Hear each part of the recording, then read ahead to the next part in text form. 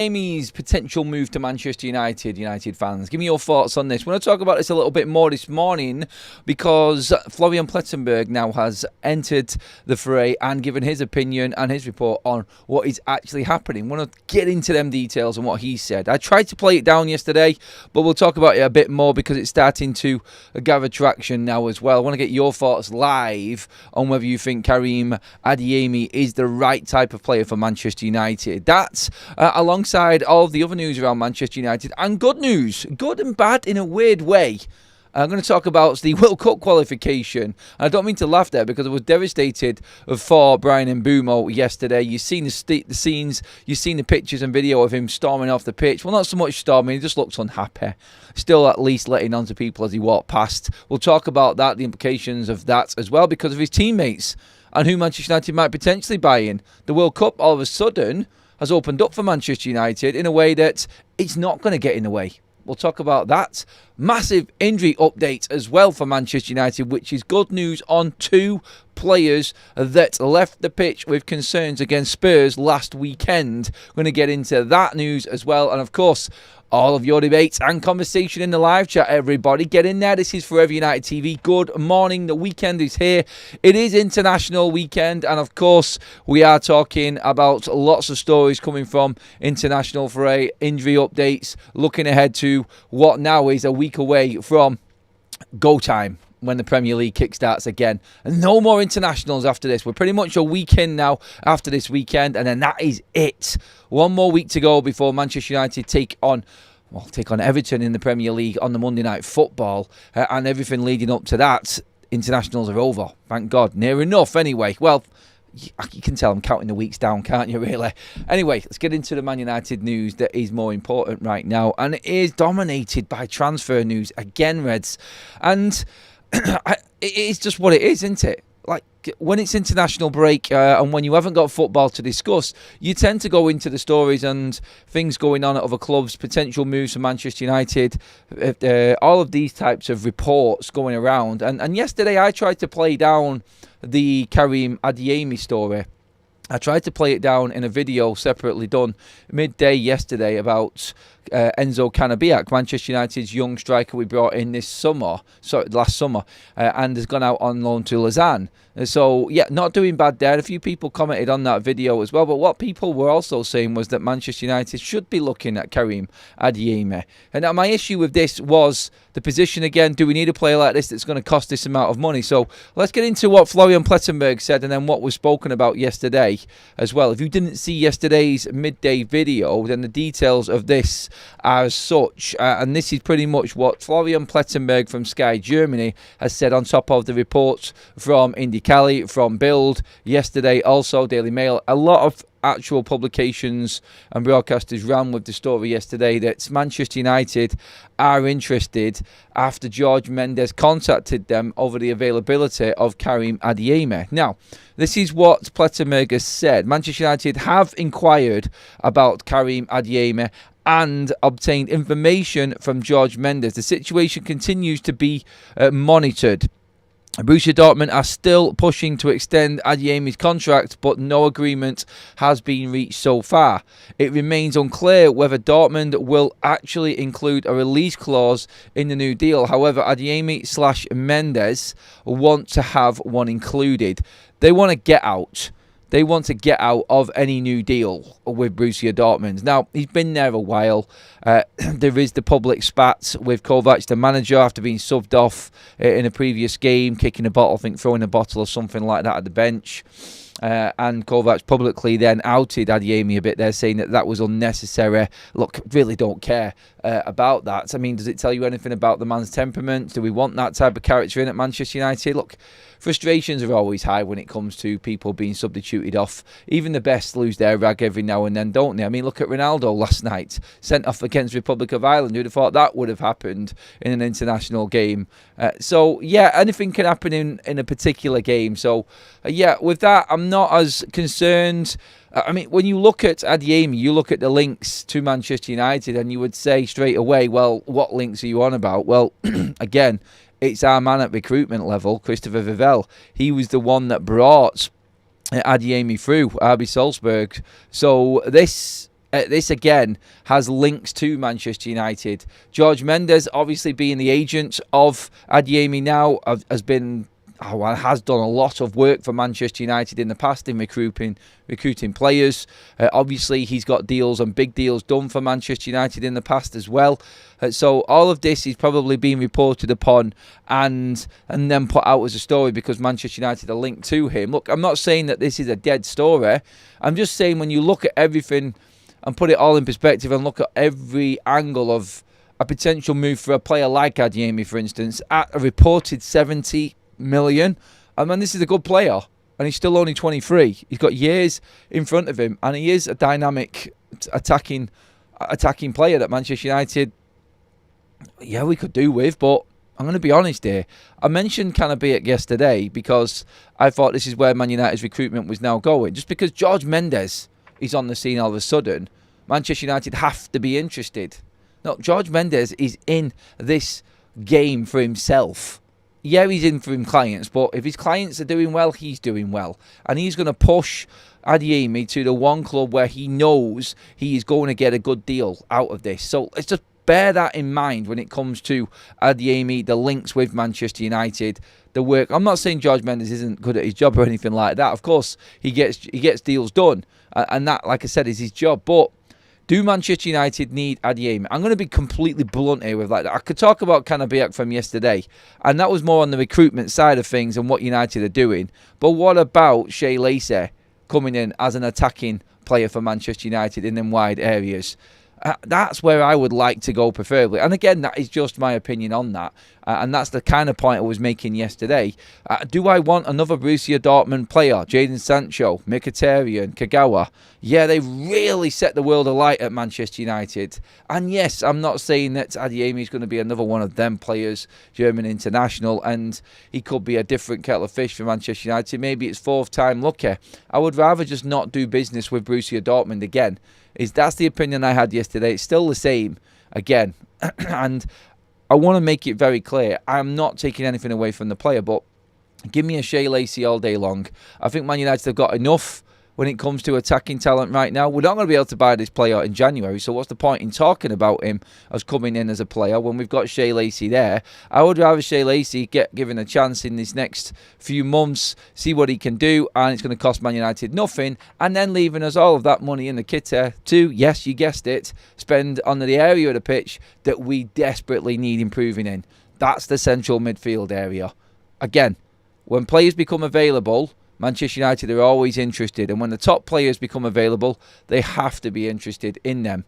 If we were going to go out and spend 70 million on a wide attacking player, number 10, or anyone in that sort of area, I mean, don't get me wrong, Adeyemi can play up front, although every time he started as a striker this season for Dortmund, he hasn't scored. His goals come from number 10 and out wide, predominantly. But if I was going for an attacking player who was going to spend that amount of money, I'd be going in on Antoine Semenyo. I wouldn't be going for Adeyemi. And again, no disrespect, but I want the Prem-proven player that's a beast and has proven that he can do it in this league. I'm not spending anywhere near that amount of money on a player like that when we've already got plenty at the club. It's not like it's desperately an area of the pitch we need improvement in right now. That's the only reason. You could easily argue back, yeah, but Adam, we bought Benjamin Sesko for 70 million from RB Leipzig, so what are you saying? Oh, we needed a striker. We don't need a 10. We definitely don't need another 10 at Manchester United. And that's the point I was pushing yesterday. But contact has been made, and Florian Plettenberg has confirmed what came out yesterday, that Manchester United are monitoring the situation. And I don't know if we are interested. I'm not going to say that Plettenberg said that Manchester United are interested, because he didn't. And again, it's one of them players that if the right deal comes around and it's too good to be true, then you might have a look at it. That's basically where I'm at. I don't want him this year. I don't think we need him. And that's why I'm saying it. Give me Shea Lacey as an option for Manchester United. I don't think I'm starting Adeyemi ahead of... I'm not starting him ahead of Mason Mount. I'm not starting him ahead of Brian Mbeumo or Matthias Cunha at the moment, because he's not Prem proven. So what's the point? That's what I'm looking at in this. And again, I don't see why Manchester United would, when there's so much money, I think it's been driven by George Mendes. And I only wanted to bring it up so everyone knew exactly where we was at with this potential move, because it is being reported a lot and a lot of people are talking about it online as well. So let's gauge the thought of the chat and let's see where you're actually at with this one then, everybody, because I wanted to open it up and do a live show on it. I know I covered it a little bit yesterday, but I wanted to see what you were all thinking and what your thoughts were on a potential deal like this now. Amorim and the recruitment team have set a standard. Their recruitment after one window has been fantastic.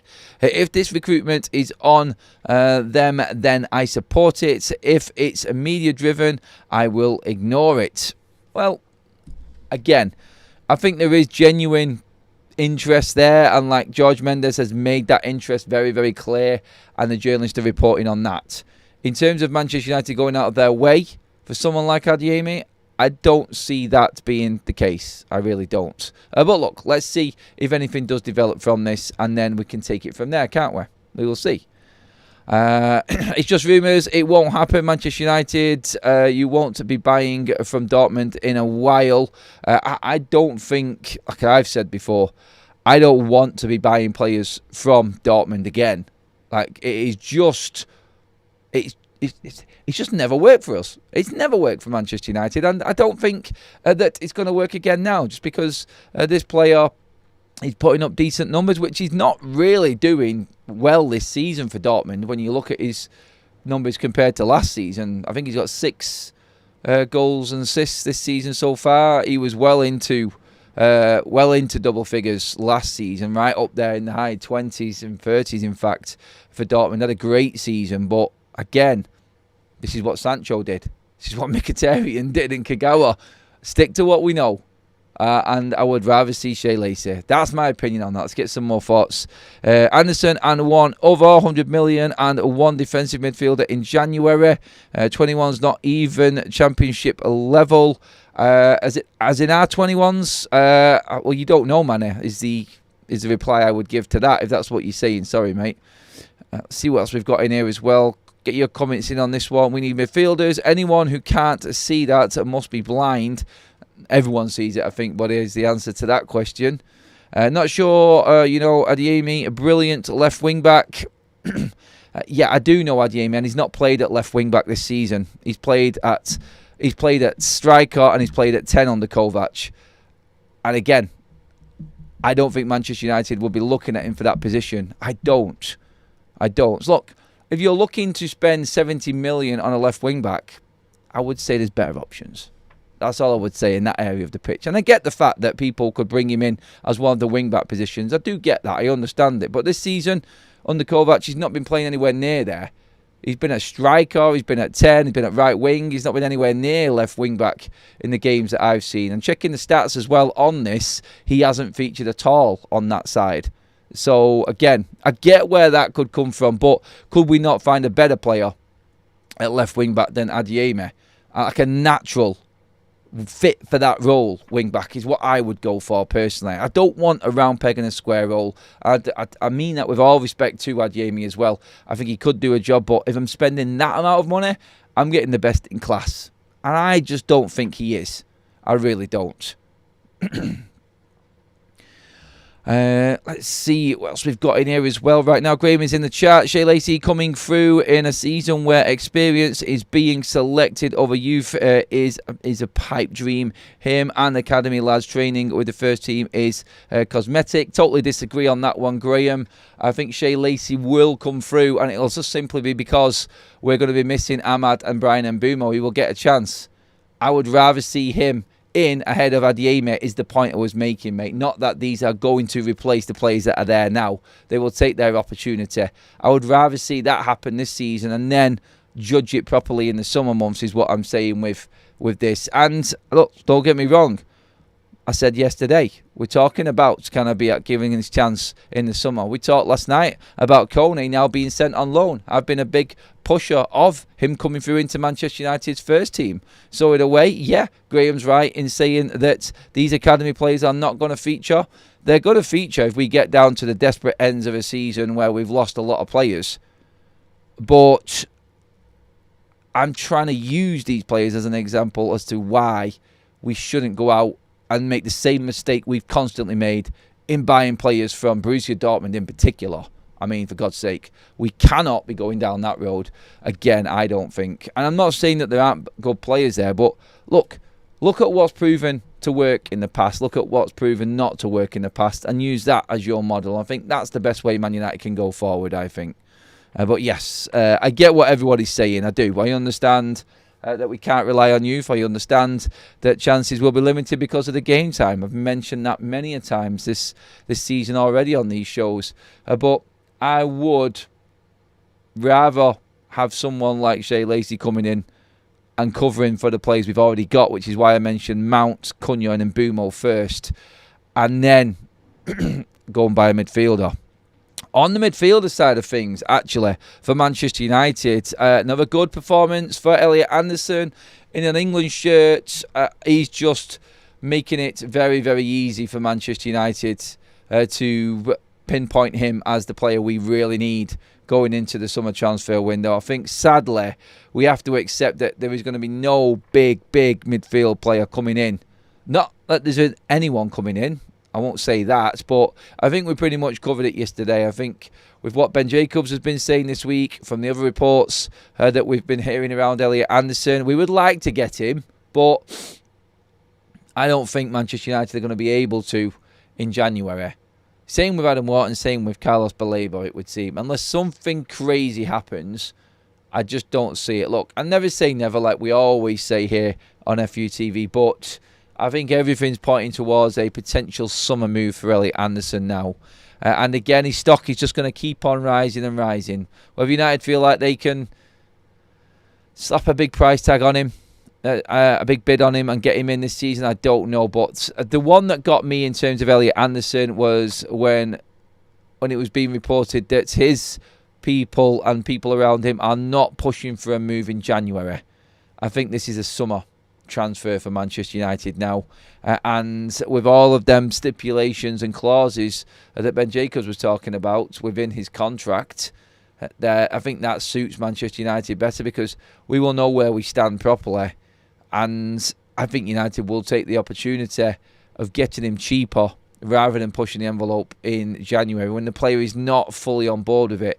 Like we've said before, Man United like players to be 100% at it and want to be at Manchester United before they go into negotiations. So, again, I think it's a must. But what we bring in January, like we reported last night, João Gomez now being reported by several journalists as a potential move for Manchester United, and the player would actually be open to a move if it came about in January. Why wouldn't you? It is a dead club, Wolves, right now, and if you could jump ship and make a move to a bigger football club mid-season, I think he would jump all over it. Keep an eye on João Gomez. Them stories are now really starting to gather momentum, I would say. And several different reporters and journalists coming out now speaking about the potential of this transfer.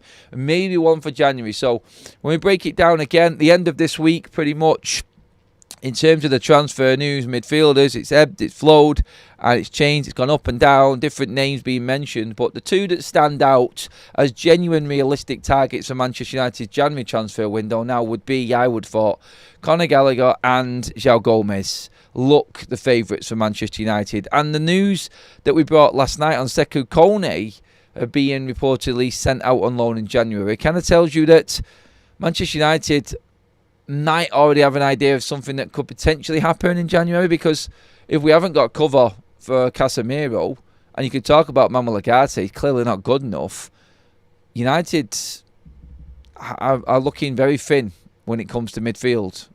And I say this because, look, you need to have pretty much, if you're going to step into the shoes of another player, you need to be at least a little bit match ready. I just don't think Manuel Ugarte is. And that's my biggest concern going into the second half of the season. We'll get through December and hopefully Casemiro sees it out. But again, with him coming and playing for Brazil as well, I'm worried and I'm concerned that it's a lot for him. to play and then coming back again. Luckily, we've got the 2 days extra because we play Everton on the Monday night and not on the Saturday or the Sunday. So more time for Casemiro to be fit and ready for that game. But then again, you're then moving across to 6 days recovery before we play Crystal Palace the weekend after. And can Casemiro keep it up? And then you're into December. And then you are going to have to start relying on Manuel Ugarte. And if Kone isn't playing for Manchester United, then it's Ugarte or Mainu. And neither of them players are match ready for me. I just don't think they've had enough game time for me to be confident in them players stepping into Casemiro's shoes right now. So, yeah, big concerns. And it was an interesting story about Kone going out on loan. I haven't got a problem with Kone going out on loan. We mentioned that before. Like, academy players this season are not just being thrown in to Manchester United's starting 11. Look, don't get me wrong. I feel like Kone needs more game time anyway, and a loan move could really help him and help his progress. But I'm still worried about the depth that we've got. Someone has to come in. Someone has to come in for Manchester United in January. It does. No, Adam putting square pegs in. If you get Gallagher and Gomez, it's panicking. I disagree with that, Peter, completely, mate. Sorry. I do believe that Conor Gallagher will do a job for Manchester United. He really will. And I think he'll be a good player for us going into the next seasons. And Gomez is going to a big club at the end of this season. And Gomez is a very good player. I don't think he's a bad fit at all for Manchester United. That's not round pegs in square holes. It's not at all, because they're both midfielders who can play in that role. So, yeah, don't agree with that one, matey. But, look, I think it comes down to the quality of them two players compared to what we've been speaking about with the others. Best in class. Elliot Anderson, Wharton, Carlos Baleba. When you're comparing other midfielders to them, it's hard to say that they're the right fit for United. But let's not forget, United need 2 to 3 midfielders. And you're not going to get all 3 of them. So there has to be another one. And if there's someone that could come in with Premier League experience in January and play next to Bruno Fernandes, in between playing with Casemiro, I'm going for that move. And I would take a Gomez. I do actually rate Gomez as a player. I think he will be one of them that's just disciplined in there, that will do a job that's robust, physical, and calm on the ball. I think with him also now being a mainstay and being called up to the international fray as well, I think that connection, Casemiro, Matheus Cunha, if you can at the right price, I'd be up for that. I would.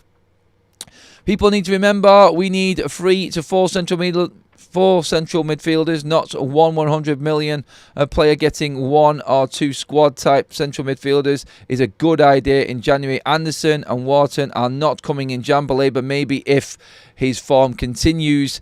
On Carlos Baleba, you would have seen the scenes last night. I'll keep coming into the chat as well, everybody. Keep your thoughts coming in there, please, everyone.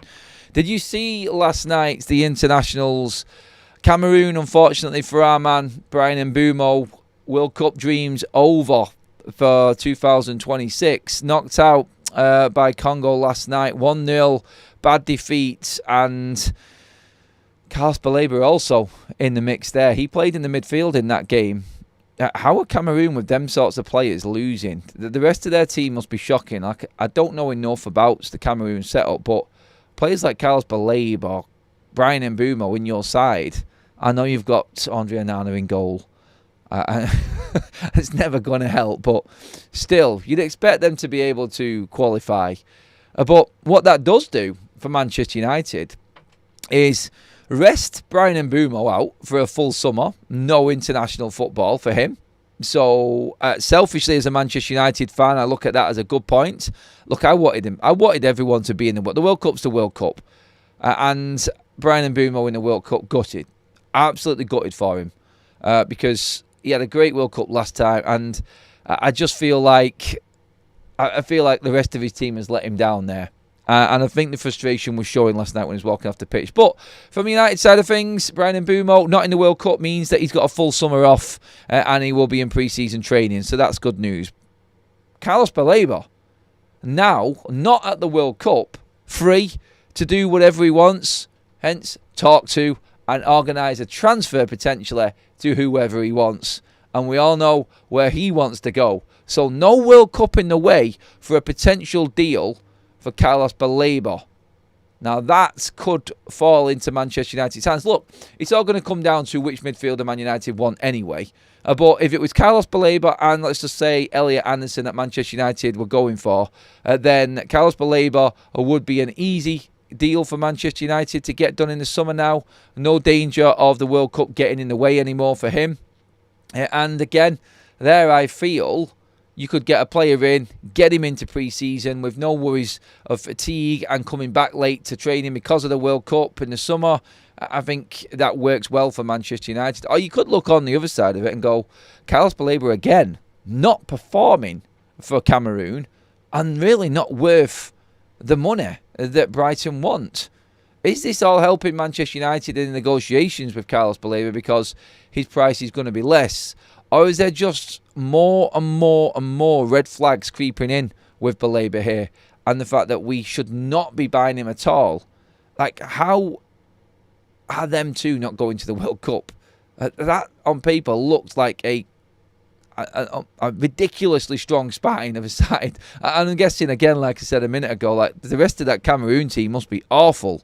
I don't know enough about them or any of their players. But from a United point of view, Carlos Baleba and Bryan Mbeumo with a completely free summer isn't a bad thing, is it? And I think that could play into United's hands come the summer if United were indeed going for Carlos Baleba. Now, if you didn't see the video we did the other day and what David Ornstein said about Carlos Baleba, that's why I'm bringing that up now, because he says that nothing has changed regarding the stance transfer potential of Baleba to Manchester United. United want him, and Carlos Baleba wants United.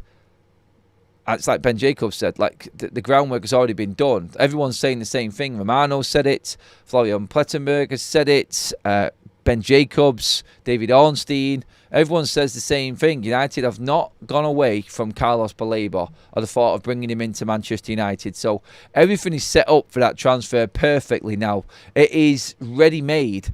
Contact's been made. Deals signed pretty much. Verbal agreement in place for the player. It's all about the Brighton price and negotiation. And now United will have time because it seems like Carlos Baleba only wants to go United. They're not going to be able to get any kind of bidding war going for him. Is it falling into place for Carlos Baleba? I think the only real debate right now with that transfer is if Carlos Baleba is the right player to bring in now. Because, because he's not really been playing that well. And you've got to talk about that. You have to bring that up because it is a concern. It is a real concern that he has been so bad this year. And why should we be going out spending what is probably going to be a massive chunk of our transfer kitty this summer on that player? That's my only issue with that. I hope Baleba starts to play well. I do. I don't want him to play bad and his price come down. I want him to play well and Manchester United go out and buy a quality player because he's turned his season around. Let's just see. Like Carl said, you never know. By the time that January comes around, Manchester United might have a free hit at Carlos Baleba because Brighton feel they won't get the price that they want when it comes to the summer. You just don't know what's going to happen yet. So all eyes on the Baleba situation right now with that as well. If it does come to the summer, it looks like Manchester United have a clear pathway there going. So yeah, let's just keep our beady eyes on that one. Maybe January, maybe. Look, I still feel like it's too much for Man United. Aren't they in the playoff, though, automatically in, but not yet out. But I thought the same as your view when I read it. Adam, Baleba to United, good or bad? Look, I'm just going off what everyone said in the reports last night. Cameroon are out. I don't know enough about the African setup for qualification. I don't follow it that much. I just look at news and headlines, and the way that he stormed off the pitch told me everything. Cameroon are out the World Cup. So, bonus. They do have an Anna in goal, though. Yeah, I know. I've seen that one. We absolutely should not go for Baleba. He's shown he doesn't have the bottle. Anderson is our is our Declan Rice moment. We should push for him in January and pay whatever it takes. Hi Adam, we need numbers. Rebuild Anderson. Ballard in for Maguire, Casemiro out, Sporting captain Gomez and Gallagher in. Bring in Coventry striker scoring loads. Playing a lot of FIFA there, Joe Mate, when bringing in that many players. Look, concentrate on at least 2 world-class midfielders. That's what Man United should be doing, I feel, going into the transfer windows, particularly the summer one. I don't think we're going to get that world-class midfielder in the January transfer window anyway. Quickly, just on the updates around people like Elliot Anderson. Lots of people talking again. 22, press resistant, always wants the ball, plays forward instead of panicking. He's only going to get better. Sign him up. I can see why Manchester United are doing the groundwork for Elliot Anderson. Ruben Amorim speaking to him, United making contacts. This is definitely a transfer that's on. Every single report has said exactly the same thing, that Manchester United have contacted Forest and the agents and actually Elliot Anderson himself with what we went off with Ruben Amorim in that tunnel incident anyway. But this is something that Manchester United are chasing down and chasing hard. But Elliot Anderson, I feel, is just only going to be a summer transfer for Manchester United. On the Conor Gallagher situation and where we're at with that right now as well, just to keep you updated. Manchester United turned down the opportunity to sign Atletico Madrid and England international midfielder Conor Gallagher on deadline day in the summer transfer window.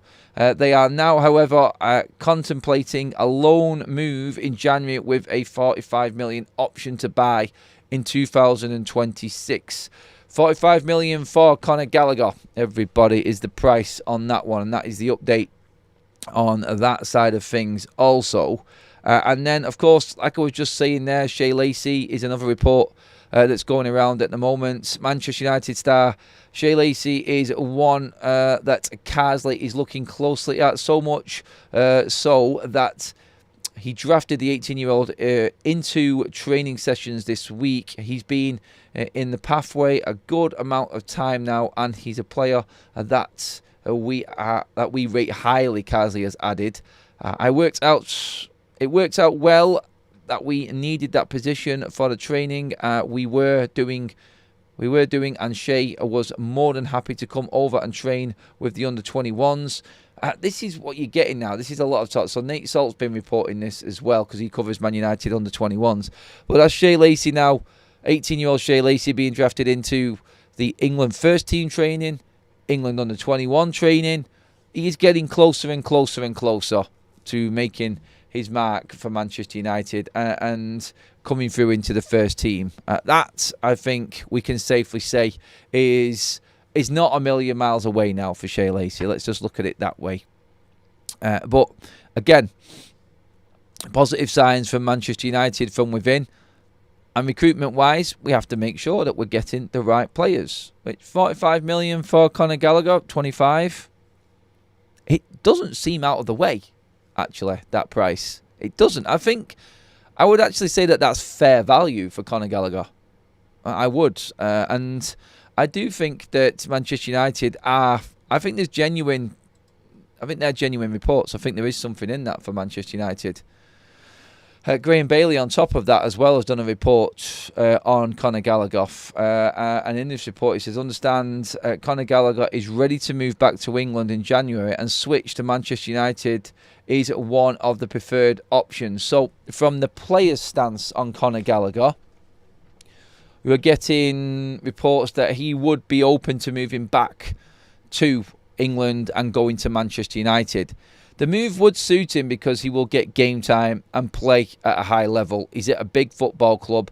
He's not going to go back to Chelsea. He's not going to go to any of the other clubs in the top part of the table, I don't think, because they don't particularly need him right now. So competition for Conor Gallagher isn't going to really be difficult for Manchester United, which is why this benefits us as well.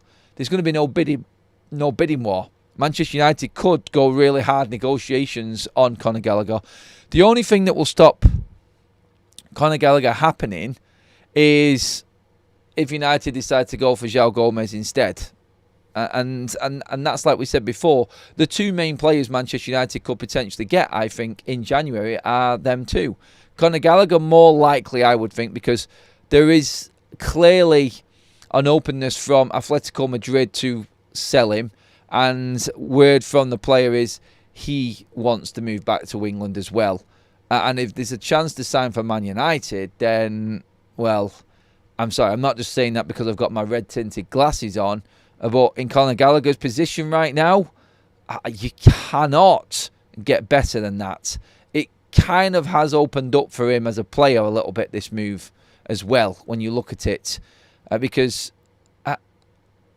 to go from Chelsea to Atletico Madrid, two big clubs already, and then come back to Man United, and yeah, United will give him a decent wage. United will give him the game time he wants, and he'll be playing at a high level. And then going into next season, probably straight back into Europe again. At the moment, he hasn't played enough game time, and the talk is that he isn't happy behind the scenes with life in Madrid. So this is why this is now obviously getting a little bit of momentum. And I guarantee as soon as December kicks in, we come back from this international break, the end of November finishes up, all the talk is going to be around Conor Gallagher going to Manchester United. It just depends if it affects Manchester United's summer, because if there's a obligation or an option to buy him in the summer, will that affect what Manchester United are also doing in the transfer window in the summer in the summer months? I don't think 45 million is going to disrupt what we want to do. And if you look at what's being said about Elliot Anderson right now, if United are waiting out till the summer because they get a good deal, Anderson wants to move to Manchester United, and Forest don't get European football or get relegated, like Ben Jacobs has been saying, then you could actually potentially get Elliot Anderson and Conor Gallagher for 100 million. Now, if you were getting them two, I would say them two for 100 million are better than 100 million for Carlos Baleba. 100% better, to be honest, because that's two players in there. Two experienced Premier League players in our midfield that could slot right in. I actually feel like you would actually have an option there then to take Bruno Fernandes potentially out every now and then out of Man United's side going into next season. So, yeah, I actually do see this one having legs, and I think personally that this could actually now start to really gather momentum. I can actually see it when looking at it myself, how this deal might happen, why Manchester United are looking at Gallagher and how it fits into the finances as well. It does make sense when you look at it financially. So, yeah, let me know what you think on that one in the chat, everybody. Let's get in there now and see what everybody is saying as well. First of all, super chats in from Stephen. Thank you, matey. If Forest are interested in Xerxes, do a deal. Well, are they interested in Xerxes? United could potentially set that up. You're right, mate. Look, there hasn't really been many swap deals that have worked out well in the past for Manchester United, but maybe that one would definitely work well. Look, if Manchester United were happy to let Xerxes go at, say, a fair price, and it set up a deal for Elliot Anderson, then, yeah, I'm all in. But we haven't heard enough of interest from Forest for Joshua Xerxes. That's the only thing. Not that I've seen, anyway. Not that I've seen.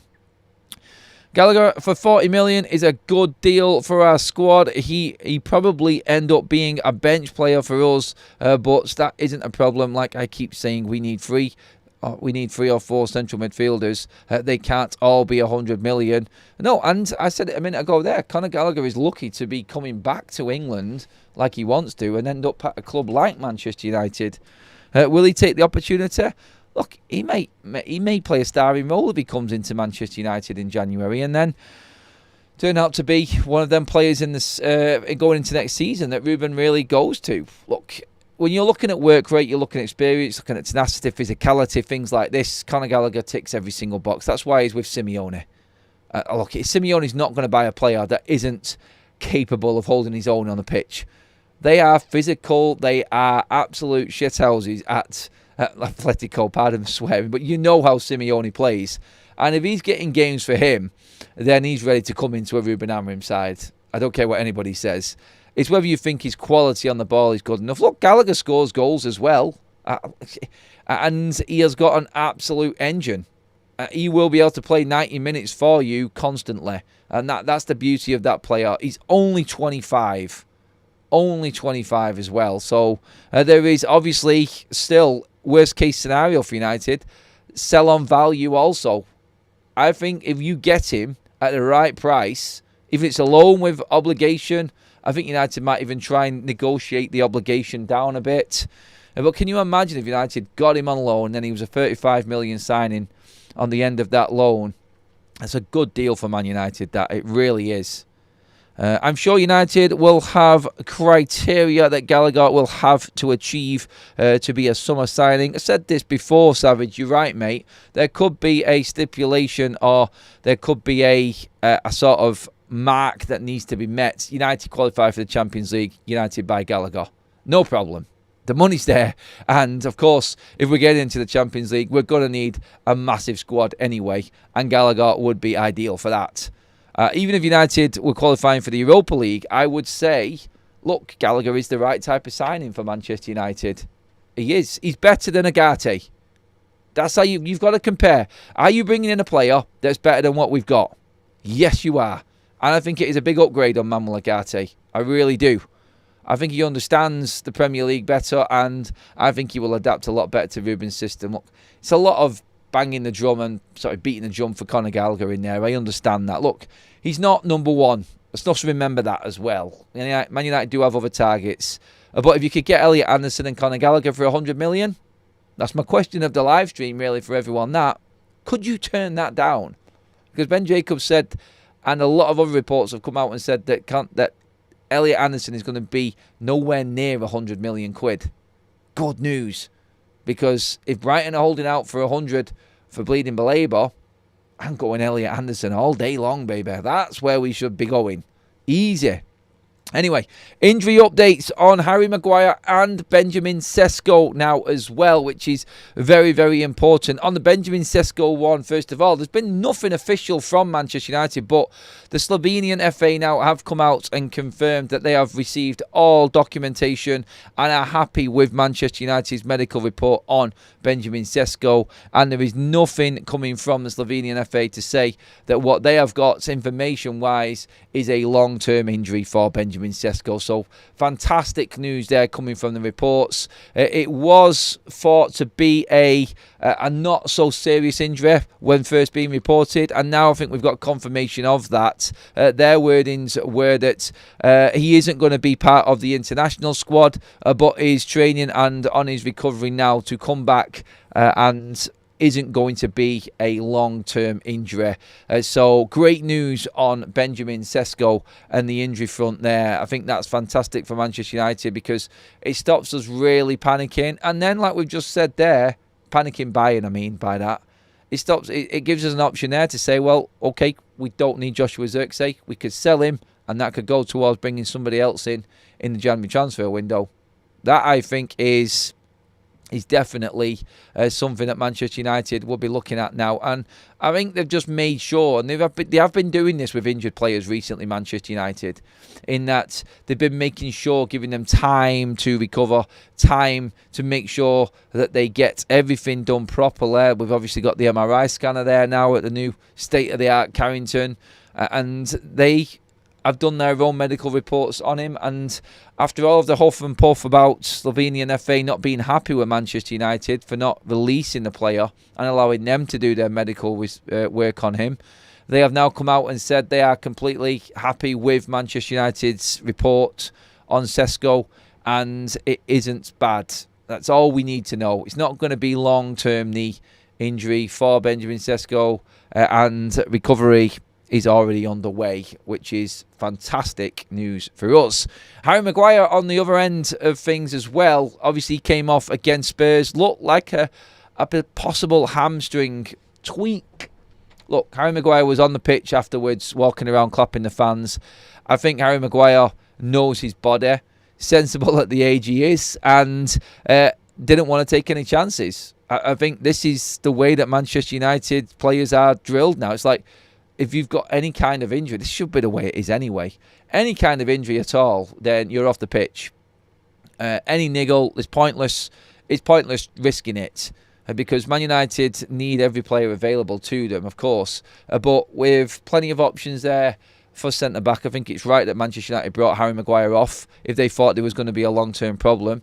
It doesn't look like there's a long-term problem, because Harry Maguire himself has updated everybody on social media with 2 posts yesterday. First one saying, I think it was on the lines of calm day at Carrington or something like that, in the medical room, which is never a good sign. But I'm thinking, like, why would you post that, really? It's just scaring everybody. But maybe he's doing it a bit tongue-in-cheek. And then another post came out after that saying bike work done with a tick and a bicep pose emoji. You know them ones. And he's looking good when you get that. And he's on the bike. And if he's on the bike, then we know that the injury isn't severe. So recovery for Harry Maguire and Benjamin Sesko well and truly on the way, Reds. And he's looking very, very good.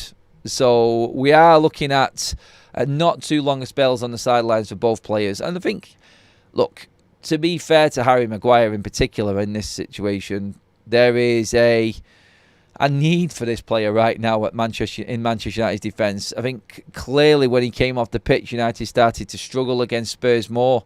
Aerially, Manchester United are weaker without Harry Maguire. And that, I think, is something that we need to keep an eye on. And I'll be happy with a fit Harry Maguire as an option than I would be now without him at all. And look, that's come a long way, because, again, we cannot rely on Harry Maguire. And my opinion of Harry Maguire over the years has been one that he needs to go. He's battled his way back in and proved to be absolutely vital for Manchester United in so many games. But I think for him to be able to see out the rest of this season is massive for us. And then obviously let everyone debate the contract situation, whether you want to renew Harry Maguire or not at the end of the season. But look, he is vital to us right now in that back line, and susceptible to crosses and set pieces as we have been. I would love to have Harry Maguire in the side right now instead of him sat out on the sidelines. Look, we got Leacher coming back. We got the potential of Heaven and Lenny Yoro. Obviously, Luke Shaw's coming back. Mazraoui's there as well. There's plenty of options for Manchester United, but I think, and De Ligt, obviously, don't forget De Ligt. I think Harry Maguire has been more than holding his own. In terms of Leacher there, question there from Andrew as well. Leacher is with the Argentinian squad training with the first team. Leacher is going to be available for Everton. Definitely. This is now, by the time we come back to the Premier League next weekend, Leacher would have had 3 full weeks of first team training and proper first team training. United sent him out to Argentina to continue his training. He's not going to play, but they sent him out so he could train and have the full intense training sessions that Argentina are having while on international duty. So, he's there with a purpose, and he's there because he wants to keep on training with the first team in Argentina. And I think when he comes back, he is going to be classed as available and ready to go. There's no way that Ruben won't be looking at Leacher now coming back. If he gets through another 2 weeks now, this week just gone, which he has been training, and then next week ahead of the Everton game with Argentina and the few days with Man United next week, then he's in the Man United side. He's available for the United side anyway. So Leacher will be back at least on the bench against Everton. Is my prediction anyway. I think that's what we're looking at, and I think that's great news for Manchester United. Very, very good news. Leacher too small for the EPL as a defender, but he will be great as a midfielder. No, he's not too small. I don't think he is. I think he's proved that he's more than capable of 3 years in the Premier League now when he's been fit. The only problem with Leacher that I have is that he is always injured. That's it. So, yeah. Everyone, be careful in the weather today. I can see many people talking about the weather in the chats. It is hanging in Manchester today. I was going to do some content outside Old Trafford today, but that has been completely kiboshed. Not happening at all. So, yes, we move on. And don't forget, I will be back later on today with any other news coming out. It's obviously quiet on a Friday. I am busy again later on, everybody, so the content may be different later on. I'll keep you posted on everything anyway as we go through the day. But yes, anything that does break, you know I've got you, and I'll bring it all to you here on Forever United TV. So all that's left for me to say is thank you again, everybody, this morning for your comments. Thank you, super chats. Thank you for all the likes, everybody. Please pop a like on the video if you haven't already. That will take us over that 200 mark, which is fantastic. And of course, get your comments in below. Subscribe to Forever United TV as well, everybody, and I'll see you all in the next video. Cheers, everyone.